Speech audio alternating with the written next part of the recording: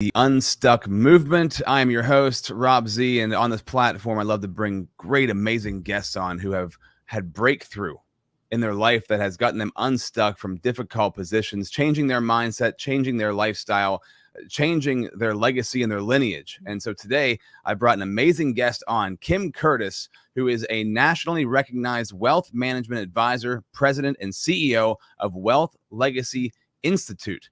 And as a best-selling author of Money Secrets, The Keys to Smart Investing, and Retirement Secrets, she is considered one of the world's foremost experts in building wealth consciousness. Kim has achieved the highest level of competence in the American financial planning industry, earning recognition through prestigious awards, and has been featured on major media platforms, including NBC, CBS, ABC, Fox, and the Wall Street Journal. It's an honor and a privilege to have you here. Kim, thank you for being a part of the Unstuck movement. Thank you, Rob Z. Looking forward to our discussion. Absolutely. Your background, your experience, and from what I've learned so far about you, it's amazing. We're going to have a great story here, a breakthrough. And I love telling these stories, right? And also, I got to thank the sponsor of this podcast, the Connected Leaders Academy, for making this show happen. And the Connected Leaders Academy, you would fit right in there, Kim. Hundreds of high-level entrepreneurs from all over the world who are helping each other grow and evolve and level up. So I'm going to ask you a question to frame this episode, because I feel like if you ask the right questions in life, you get better answers in life and you find those breakthroughs that you're looking for. So how did you overcome a limited money mindset for yourself? And how did that lead into this unstuck story for you? Which one? Think about that, all your listeners and viewers. I mean, honestly, get in line, right? As to it's a journey, and there's always one and then the next and then the next. But the most pivotal one, Rob, for me was I'll actually do a little background and then tell that unstuck moment. Please.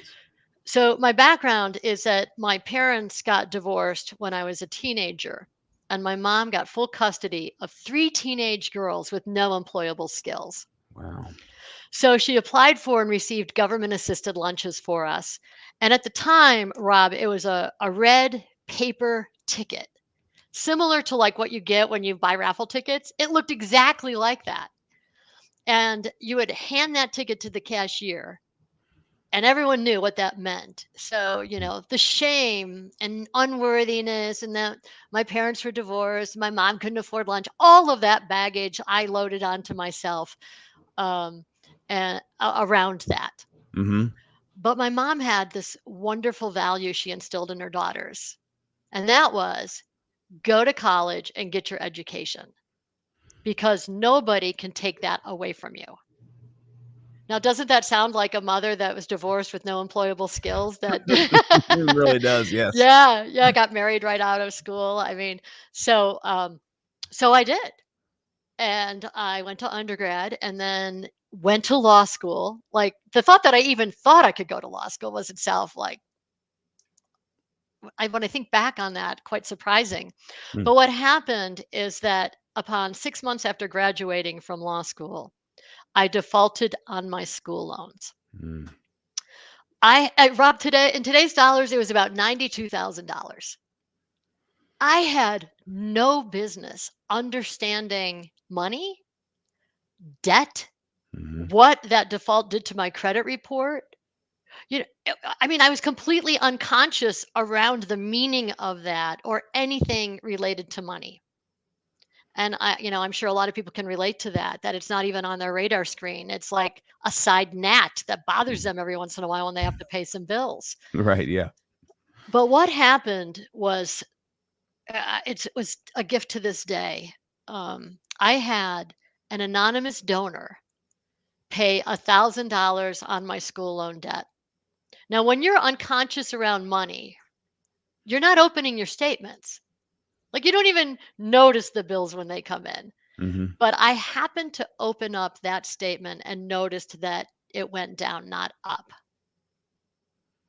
And I have to say that at that very moment, it was like a snap of thought. It was like a flood of emotion.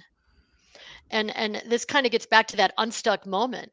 So because it was anonymous, I couldn't go to them and say, "What do you see in me that I don't see in me?" Or, I couldn't say, "What do you want?" What do you want? I had to ask those questions to myself. So if someone believed in me that much, Mm. who was it that they believed in? Who am I? Who do I want to be? And it was all this flood of emotion. And I think at first it was this gratitude of kind of love that someone did that for me, Yeah. which then was like around self respect a little bit, kind of this love. Then it was kind of this self respect, asking myself those questions, and definite awareness, of course, for the first time, awareness around who am I? Who do I want to be? And that awareness or consciousness, however word resonates with you, for the first time in my life, I asked the question of, events, crap in our lives happen all the time that we have no control over. Hmm. But we do have control over the choices we make around those events or the responses that we make to those events. And those responses or choices determine our outcomes. That was the snap. It was like immediate that from that point forward, the unstuck was I'm responsible for my own life. It's not my job or lack of job. It's not the bills I owe. It's not the government. It's not the economy. It's not my parents getting divorced. It's up to me. And from that point forward, I was in control of my own boat and my own destiny, not letting it float around down the river. I absolutely knew that the decisions I made from that point forward would make an impact on my life. And the decisions, what I wanted is I wanted success, and what Hmm. was success to me at that time. And to me, it was get out of debt. So I created a very conscious plan of getting out of debt. By calling and asking if negotiate a little bit. Here's my situation. So I had to make the call. I had to see if they would be willing to negotiate payment terms, and I had to be patient because it started out really, really small, you know, 50 bucks. Then it was $100 a month. And once I started to see that balance go down, my enthusiasm got greater. Like I was diving into it. Like I couldn't wait to see. And back then it wasn't online that you could actually visually see it immediately. I had to wait for the statement to come in to actually see it go down. And Hmm. that motivation created momentum that every time I got a pay increase, I would increase the debt amount. And to be candid, remember that was in today's dollars, it was 92,000, but it took me a solid 10 years to knock out that debt. Mm. But I was conscious about it and singularly focused. And because I was on it, everything else worked in my favor. So I started saving a little bit to the credit union the same time while I worked on paying down that debt. And once I started saving for myself versus just debt reduction, all of a sudden that 25 went to 50. All of a sudden it went to 100, and it was right out of my paycheck. So I never touched that savings into the credit union. And that was the start of being empowered by money and not letting money take over me. It's really interesting, isn't it? Because it's like the hardest things that might happen to us in life are the things that light the fire underneath us. It's like Mm, the blessing or the curse, right? That's a curse in some way. You got this gigantic debt that you've got to pay off, but it becomes a blessing because it lit that fire for you to start paying attention to your money, for you to start paying that off. And it sounds like from what you're saying, it not only changed your concept around money, but it just changed your concept around being proactive, paying attention, being aware, mhm. right? You Aware. mentioned Yeah. awareness, Awareness. like that's how it always works, isn't it? Like and I'm reminding myself this right now as we're talking about this, which is why I love to do this podcast, because it helps me to reframe things that are going on in my life. I'm like, man, that's right. These things that seem like they might be a problem, if I attack them head on and go after them and pay attention to what they're trying to tell me, I'm going to find out great things that about myself and about life and about people. You mentioning there that you received that payment, that somebody, anonymous person, paid that for you. Did you ever find out who that was? It's very rare that I get asked that question. I maybe have only been asked it 3 times. I did. Good. I did. It was about 3 or 4 months later. that I found out, and believe it or not, it was an older woman, and she was a member of a church that I went to, Mm. and she had no money to do that. Like that was, but for whatever reason, Oh, that's um, amazing. and believe it or not, it was over a decade before I ended up in finance. I have a legal background, as you know, because I went to law school. Um, and my area of expertise is negotiation, mediation, and arbitration. And then went into finance in my when I turned 30. And so I was in finance. I was probably 5 years into finance. So let's say maybe 12, 15 years from that point of the gift Mm-hmm. that I thought about that. Like at the time I didn't, I had a snap, but I didn't necessarily like equate it to a change in my life because I didn't know it would change my life at that time. I Sure. just knew Yeah. I was a different person. So I looked her up, and she still, believe it or not, lived in Denver, and she was having a yard sale that weekend to move to Pennsylvania, where you're from, and to help her mother who was aging. Hmm. And so had I waited any longer, I would never have seen her. And I actually had an envelope in my pocket to give her. And I gave her, I could cry when I think about the emotion around this. She was selling her stuff because she had no money. She was trying to make money. And in my pocket, I had that envelope that had a $5,000 in it. And I said that for the amount of, one, changed my life, two, the jobs that got created as a Mm. result of the work I was doing, and three, interest on the loan, so to speak. That's incredible. Ah, That's amazing that you got a chance to see her, talk to her, help yeah, her. yeah. Ah, what a blessing. That all comes back around. That's so cool. Well, so that's and I asked you that just because I was curious, but what you had said about her and the impact that had on you, the love that you felt from that, Mm, and I love that that, and that's the spirit of giving, right? Giving, even though she didn't even necessarily have it, but she gave because she felt God told her to do it, and that had such a profound effect on yeah. you. And I go back to this all the time, that we oftentimes have no idea the impact we're having on people's lives, and you really can't see the impact until maybe months, years later, and somebody tells you something and you're like, wow, I did that one thing that didn't mean a whole lot to me. Now, her giving that money, that sounded like a big thing for her, considering she didn't necessarily have the money, but she Yeah. probably did that sort of thing all the time. But it's the simple things in life and the things that really might seem insignificant that make such a big impact on people. So I'm really touched by that story. That's really, Oh. really cool. And you mentioned way back at the beginning here about being afraid to open your bills up, or not even open. You get a bill in the mail, you don't even open it. Like, that's how Hmm. unaware you are. That's Hmm. how clueless. And I know what that feels like. I'm sure lots of people out there know what that feels like. It's this avoidance, right? The avoidance of staying away from the money situation. If I don't look at it, it doesn't exist.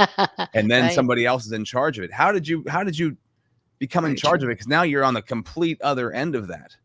Yeah. So what what would you say to yourself, that person who was getting bills in the mail and not opening them up, and just out of fear avoiding these things? What would you Mhm. say to yourself back then that you know now, to help change your mindset around that?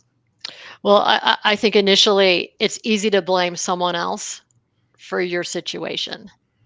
And I don't know if I consciously was blaming my parents or consciously blaming the system, so to speak. Mm. But I think for me, it was at that point that I actually said, it has nothing to do with them, has nothing to do with the economy. It's so easy for us to put it outside of us, or Mhm. to come up with every reason outside of us so we don't have to address our own internal issues. But what ultimately, for the listeners and viewers, is that every deep growth is an inside game, not an outside game. It's kind of, it's kind of like when you see somebody that kind of, for whatever reason, you don't necessarily find them interesting, or they annoy you. Well, that's a mirror. What is it about that you, what lesson, it's not that you necessarily have that characteristic, but what lesson is that triggering inside of you Yeah. that is bringing up to make a difference? So I think that's what I learned at that moment, that we all have money receptors. And it's like and the receptors on our bodies, because when you think about it, the body's to help us stay healthy. That's Hmm. so incredibly beautiful. Think about a money receptor. And I have a 22-year-old son, and he sees a Lamborghini, and he thinks, "Wow, that's success." Mm. That's his money receptor. Success with a Lamborghini. I see a Lamborghini, and I think, who would pay that much for a car? A depreciate, well, not necessarily a Lamborghini, but relatively a depreciating asset that's used for transportation. Hmm. Or when you see somebody on the street asking for money, do you cross the street? Do you look them in the eye? Those are receptors to you. Mm. And if you think about, wow, I cross the street, or I judge that person asking for money, or I feel the same way that your son feels when I see a Lamborghini, those are receptors to you. And unpack that as it relates to, is it true or false? And what that does is it comes back to your beliefs. And maybe your parents had beliefs that money was evil, or that money is, that people that have money are greedy. Hmm. Or were raised in a house where, wow, money, if you have it, you could do a lot of good for the world. Hmm. And and again, is that true for you versus just taking on whatever your great grandfather thought about being a tightwad because he grew up in the Depression? Right. So I think those are the most important things, is what are your money receptors? Just listening to this conversation, are you leaning in, thinking that maybe there's something here for you? Or did you already dismiss it as, those words, I don't, there's nothing here for me. That's also a receptor. For you, what money receptors did you notice in yourself, and how did you change them? Yeah, for me, I was unworthy. Mm. That my receptor was money was for other people, certainly not me. That was my money receptor. Um, and I had to overcome that by saying, wait, I deserve to have money. I Mm. deserve to have enough to pay my bills, to provide for my family later. And then I just became full on, like, I'm a master at it. And I think that when we can set something up on automatic pilot, like, remember I said the credit union, $25, $50, $100, $200 a month, you start to feel the momentum of that. Mm. And for the listeners who have a retirement plan at work, a 401k plan, a 403b, those retirement plans are golden, because you set that up on automatic pilot and forget it. Don't mess with it. And make sure that you have some stocks or equities inside of that. And in down markets, do not adjust it because you're buying it cheaply. Hmm. Down markets are great when you're not near retirement because you get a lot more shares. And never take a loan against that. You think it's a cheaper place to get money. It's not a cheaper place. You pay it back with after tax dollars. And then later when you retire, you pay tax again. So as much as you think to access your 401k or retirement plan for something for yourself or a need, it's not the best place. It's quite frankly one of the worst. So that's Hmm. another thing. But you become a master of seeing that grow. I remember my 401k when I had $25,000 in it. And I said to my mom, Mom, I got $25,000 in my 401k. And I was so proud. And you know what? I knew that I had more money than her. It was at that point that I was like, whoa, okay. I get generationally what just happened here. Yeah.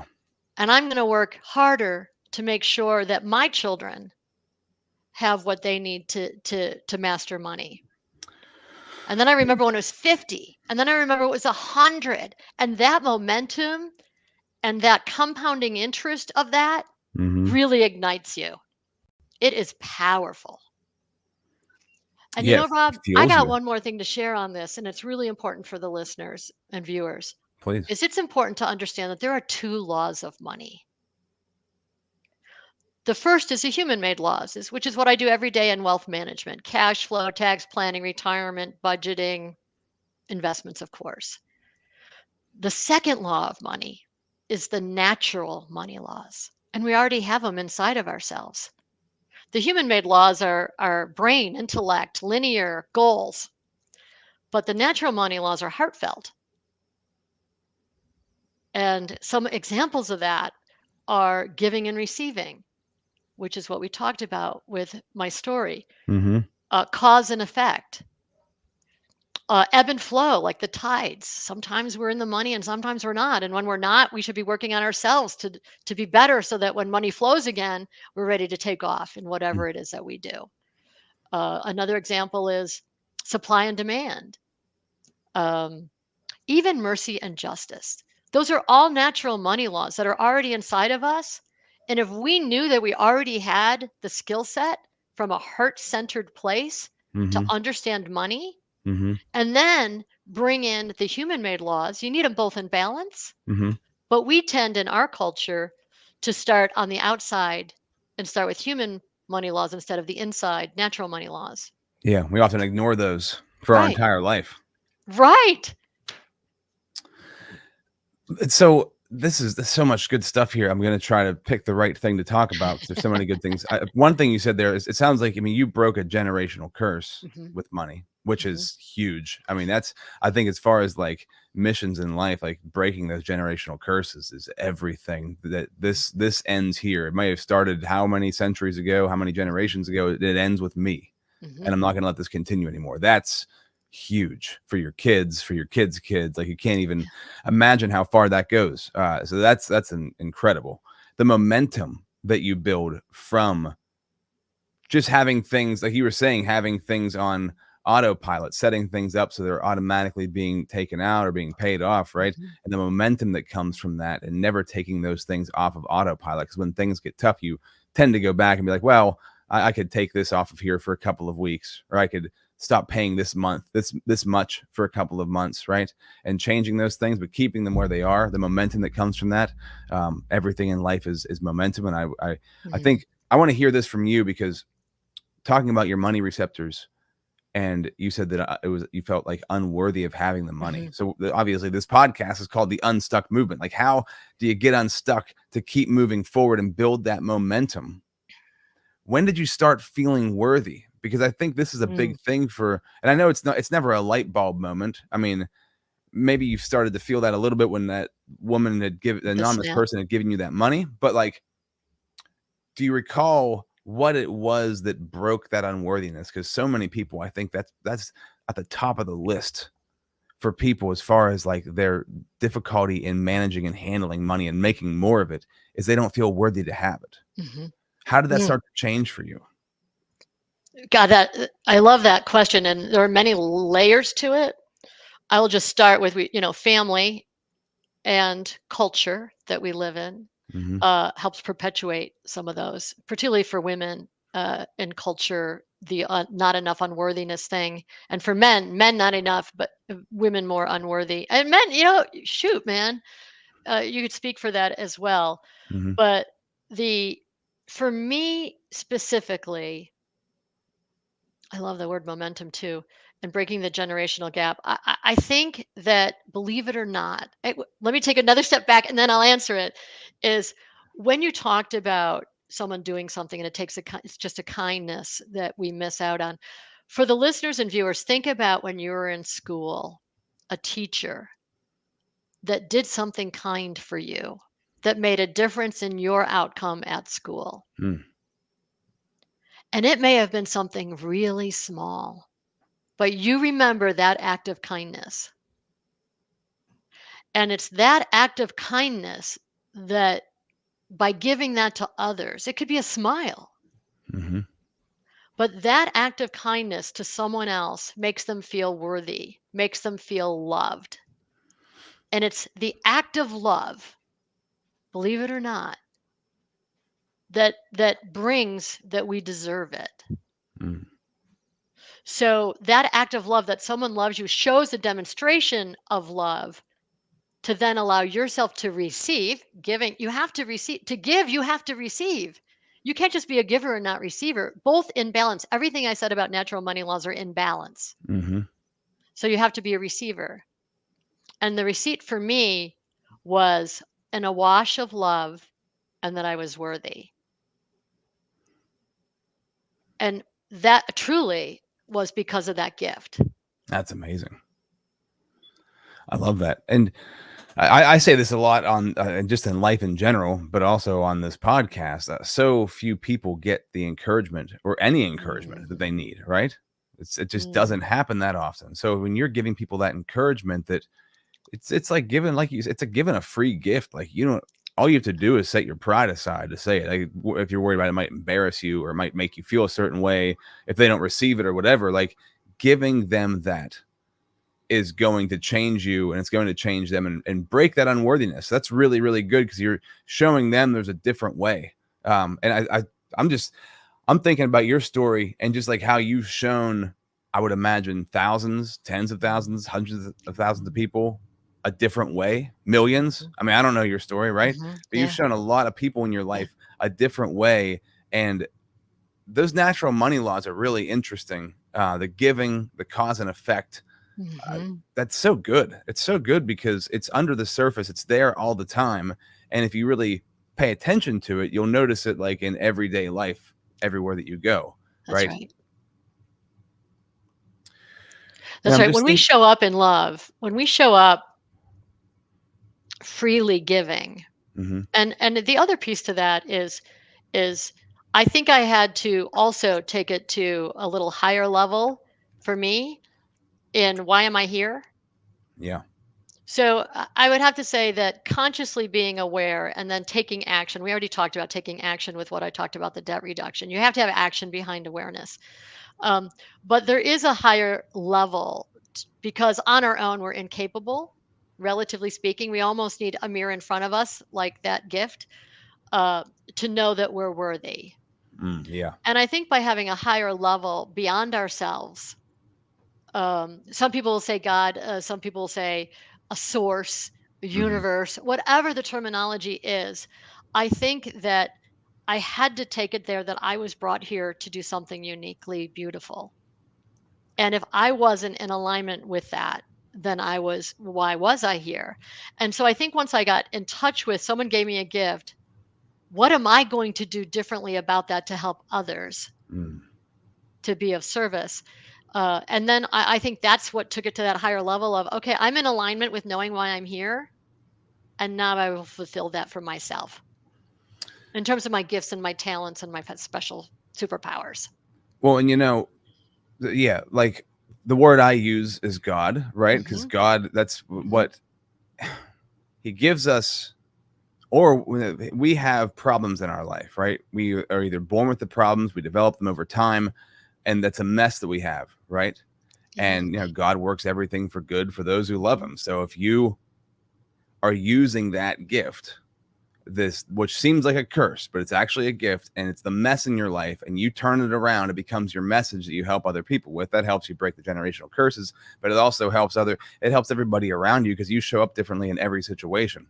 You show up, you show up authentically a different kind of person. And I just heard recently, as far as like intangible things that we as humans pick up on without even realizing it, authenticity is the thing we pick up on the most. Like if somebody's authentic, you can pick up on that right away and you're automatically gravitating towards that person. And Mhm. somebody can fake it and eventually that's going to fall, that's going to bite them, right? But when somebody's authentic, like it automatically gravitates you towards them. And to be authentic, you've got to be really solid with yourself. You've got to love Mm. yourself, right? Yeah. And Yeah. it goes back to God. You have to, love your neighbor as yourself. To do that, you have to love God. You have to have that relationship built in because that helps you to learn how to love yourself. And so, man, it's such an important thing, and it can be so hard to grasp. I mean, you have to spend your time and you have to spend your life really developing that and cultivating that. What was that for you? Like, and Yeah. this is a much deeper question, right? And these Yeah. questions aren't even going around necessarily what you do as far as the money goes, but like Yeah. loving yourself. How did you Hmm. learn how to do that? What did that journey look like? Because it sounds like from at a younger age, your parents grew up without a lot of money, and then Hmm. your dad, I think you said, was figure out how to make money, moved to New York. Yeah. Read the Yeah. story, right? Yeah. My Um, parents grew. We had in the green room a conversation about growing. My parents grew up in Pennsylvania, where you're from, and my yeah, dad moved to New York. and so what was your learning to love yourself? Was that something that was kind of like in you from the beginning, or was that something that grew as time went on? Oh, I thankfully I had very loving parents that expressed it freely. Mm, for many of us, that may not be true. So it was easier to bring that to what was important to me. But Rob, how you do money is how you do life. If your head is in the sand on money, trust me, it's in the sand. You're in the sand on other areas of your life, whether it's relationships, Yeah. whether it's love. I mean, you name it. Mm. And so, money is this invisible thread that touches every aspect of our human existence. So, we got to figure out how to master it so that other areas of our life are in alignment. And so, one of the things I say a lot, besides how you do money is how you do life, is that money is looking for you, not the Mm. opposite. We tend to say, I need money, I need money, I got to pay my bills, Right. I need money. No, no, money needs you. Oh, talk about that. What does that mean? Money has no meaning Right. other than the value we give it. We created it for a means of exchange. It used to be beads or corn or shells. Today it's paper or credit card or PayPal, Bitcoin. whatever. Yeah. Yeah, or digital. Right. Um, so money has no meaning other than the meaning we give it. So if money is looking for us to become something, what ideas do we have for it Wow.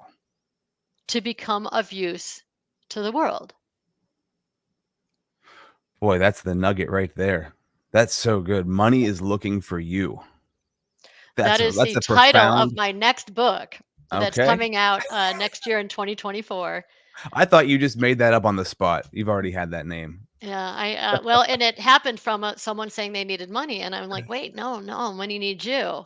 Money is actually looking for you, and that's how it started. And that wasn't that long ago. And so I thought, I really need to write that book for those that need to understand the flow of money. Oh, that's so good. Yeah, I mean, we talked about this, and hopefully this is helpful, and then you can tell me, Rob, how we're doing on time. But I grew up in Buffalo, New York, Mhm. and Buffalo straddles the Canadian border in New York State. And what is right there? The beautiful, magnificent Niagara Falls. Mhm. And back in the day, Niagara Falls, through the power plants that lined its banks, lit up the streets of Buffalo and the streetcars. It provided the electricity to get those streetcars going. So the falls is beautiful, but it had no power Mm. until those power plants were there. Money's the same way. Money, it could be beautiful depending on what country you're from, on how they create it and print it, but it has no meaning other than the value we put to it or whatever we do with it to become of use to the world, similar to the power plants. So money is the very same way. So if in fact money has no value other than the ideas we put it, which is like the power plants, what ideas do you have for it? And ideas are unlimited. Mhm. Many of them, most of them aren't that great. But if we have one that's really good, take action. Course correct, take action. Because ideas are unlimited. Mhm. Therefore, money is unlimited. That's the important message here. That's gonna be a really good book. I'm looking forward to that. Thank you. Thank you. That's Thank such you. good stuff. Yeah. Moneyislooking4you.com, actually, and you can sign up for when it does get released. Mm, Be the first to know about it. Um, cool. yeah, I'm thank typing you. that in right now. Yeah, that's so good. So, wrapping this thing up, Yep. right? Yep. How do you what did you say? Yes, let's wrap it Oh, up. okay. How do you help people, and how can they get a hold of you for you to help them? Yeah. Well, my Instagram, Kim Curtis Prosperity, is a great place to go. And financialliteracypress.com, financialliteracypress.com. There's a bunch of freebies on that website that are really helpful, really, really good. And then, of course, moneyislooking4you.com. Those would be the three resources. Awesome. I love it. Kim, I'm so glad we got connected. This is Thanks, an awesome Robsy. conversation. Love what you're doing, and just congratulations to yourself. And I'm sure people are going to get a ton of value out of this and get blessed by this conversation. So thank you so much for being a part of the Unstuck movement. Thank you.